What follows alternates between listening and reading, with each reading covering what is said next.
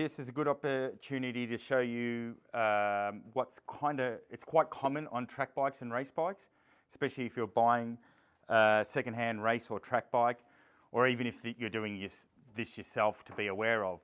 So you can see in this track bike here that we have in, the brake pad spring retainer, the retaining spring has been removed. So this is what they look like there. So these are the same model bike, an 2017 R6. So that's the retaining spring. They're removed there.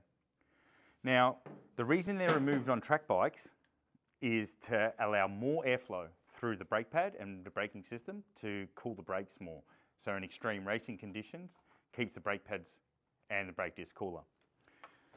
However, what these spring retainers or the retaining springs are designed to do is they're designed to keep the pads and pistons next to the discs and stop them pushing back if you have a big tank slapper.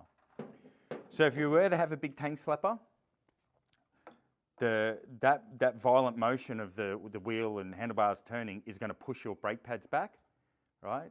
So then the next time you go for the brake lever, it's going to come to the bar. And it might need 1 or 2 pumps, or maybe even a little bit more, to get it back to brake pressure. Now, in racing and for pro racers, them having a really violent tank slapper is extremely rare, and they also know about it, and they're, pro racers, so they're equipped to deal with it.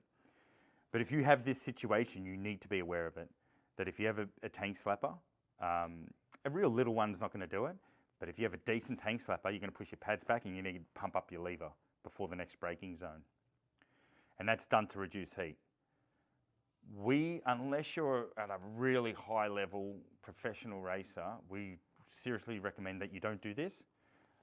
There's a better way, and it's actually what we do in our race team, and we don't employ this tactic at all. What we do is we leave the retaining spring in, specifically for that safety reason. And what we use is SBS dual sinter race pads. Now these pads you can only use on a track. You can't use them on a road bike because their bite is so extreme it'll destroy your disc unless the disc is up to temperature.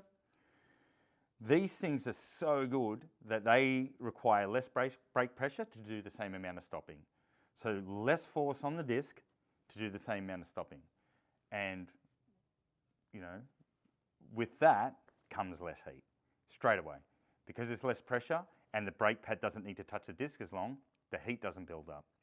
So using a brake pad like this means that you can keep the retaining spring intact for the safety, which you want. And you might think, oh, I don't get a lot of tank slappers.